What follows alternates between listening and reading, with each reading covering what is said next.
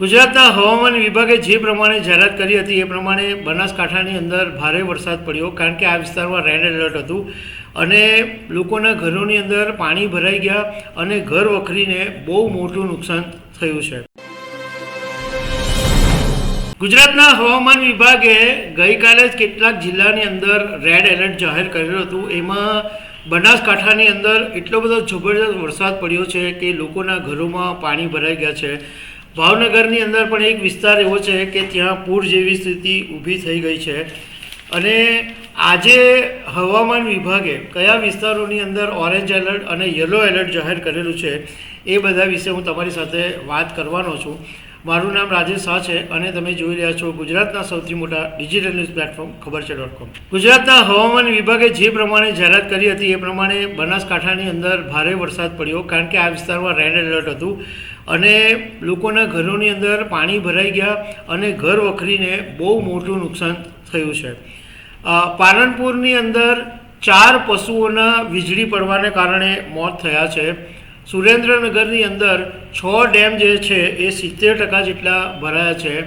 અંબાજી મંદિર પાસે પહાડ ઉપરથી પથ્થરો પડવાની ઘટના બની છે અને પાવી જેતપુર વિસ્તાર છે ત્યાં ડાયવર્ઝન ધોવાઈ જવાને કારણે NH નેશનલ હાઈવે 56 છે એને બંધ કરી દેવામાં આવ્યો છે અને એને કારણે લોકોને 40 કિલોમીટર લાંબુ ફરીને જવું પડે છે.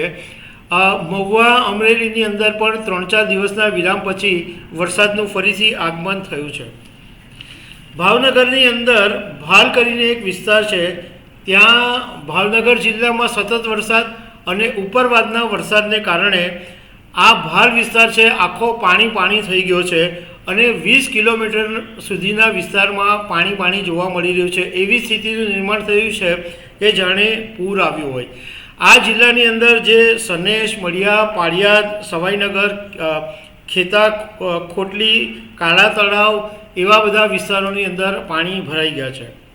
બીજી એક એવી ઘટના સામે આવી કે ભરૂચમાં નર્મદા મૈયા બ્રિજ છે, ત્યાં બ્રિજ નીચે એક કપલ બેઠું હતું અને ત્યાંના જે સ્થાનિક લોકોએ છે એ પહેલાં કપલને ચેતવણી આપી હતી કે વરસાદના પાણી છે અને નદીના પાણી છે એ ગમે ત્યારે ફરી વળશે તો અહીંયા નહીં બેસો, પરંતુ કપલ માન્યું નહીં અને થોડા સમયમાં એવું જ બન્યું કે નદીનું પાણી એટલું બધું ફરી વળ્યું કે આ કપલ જ્યાં બેઠું હતું ત્યાં ચારે તરફ પાણી ફરી વળ્યું અને કપલને બહાર નીકળવું મુશ્કેલ થઈ પડ્યું હતું.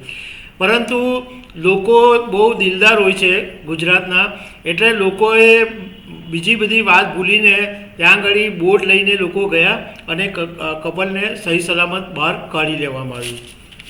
હવે ગુજરાતના હવામાન વિભાગે આજે રવિવારના દિવસે ઓરેન્જ અને યલો એલર્ટ જે વિસ્તારમાં જાહેર કરેલું છે એમાં ઓરેન્જ એલર્ટ છે કચ્છ, બનાસકાંઠા, સાબરકાંઠા, અરવલ્લી, નવસારી, વલસાડ, દમણ અને દાદરા નગર હવેલી. અને યલો એલર્ટ જે વિસ્તાર છે એમાં પાટણ, મોરબી, મહેસાણા, સુરેન્દ્રનગર, અમદાવાદ, ખેડા, આણંદ, મહીસાગર, પંચમહાલ, દાહોદ, જામનગર, રાજકોટ, તાપી અને ડાંગ આટલા વિસ્તારોની અંદર યલો એલર્ટ જાહેર કરવામાં આવ્યું છે. તો દર્શક મિત્રો, આવી અનેક વાતો સાથે અમે તમને મળતા રહીશું. Thank you very much.